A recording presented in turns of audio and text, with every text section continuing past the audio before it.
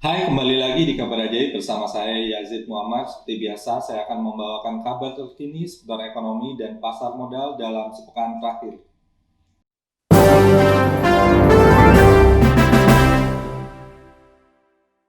Kita memasuki berita yang pertama. Industri manufaktur Indonesia kembali ekspansif di tengah pandemi COVID-19.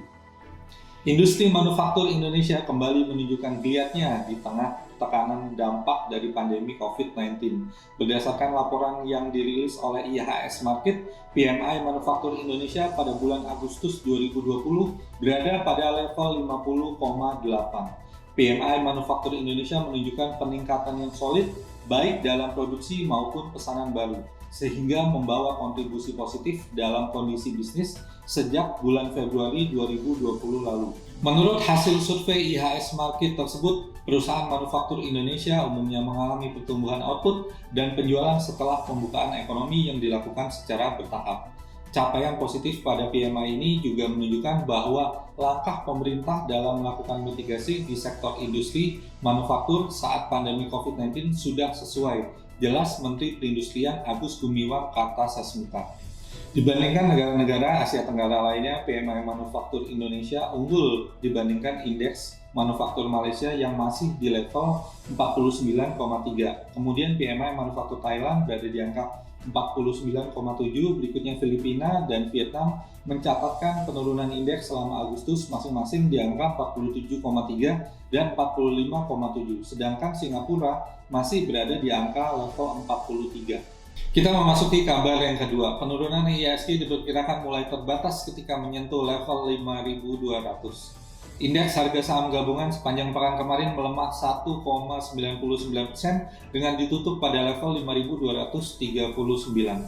Sektor agrikultur naik paling tinggi sebesar 4,34%. Kenaikan tersebut karena didorong oleh harga CPO yang naik karena harga minyak nabati di tingkat global juga naik. Sepekan ke depan, IHSG cenderung berfluktuatif dengan bergerak pada level 5.200 hingga 5.300.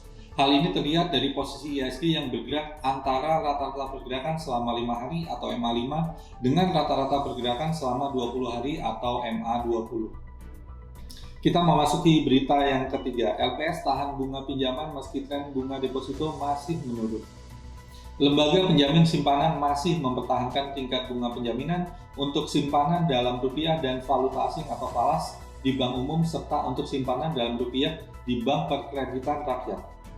Tingkat bunga pinjaman simpanan untuk periode 30 Juli 2020 sampai dengan 30 September 2020 untuk bank umum masih berada di level 5,25%. Untuk falas masih 1,5%, sedangkan untuk bank perkreditan rakyat berada di angka 7,75%. Manajemen LPS menyebut angka bunga penjaminan yang berlaku saat ini dipandang masih sejalan dengan perkembangan suku bunga pasar, simpanan, serta kondisi likuiditas yang relatif stabil sepanjang periode evaluasi.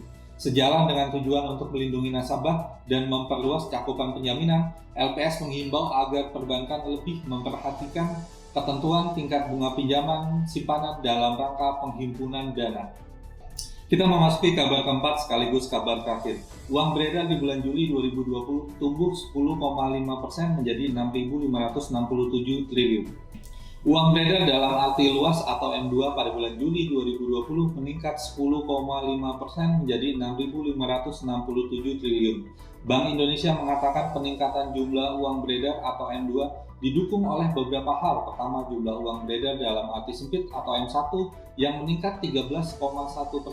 Padahal sebelumnya M1 hanya tumbuh sekitar 8,2%.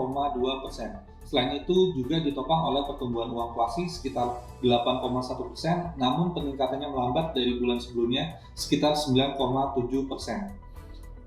Bank Sentral Nasional turut mencatat peningkatan uang beredar M2 dipengaruhi oleh naiknya aktiva luar negeri bersih sebesar 17,6%. Pertumbuhannya lebih tinggi dari sebelumnya, yakni 12,1%.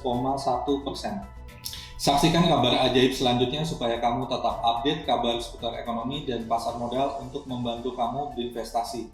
Demikian kabar ajaib, terima kasih.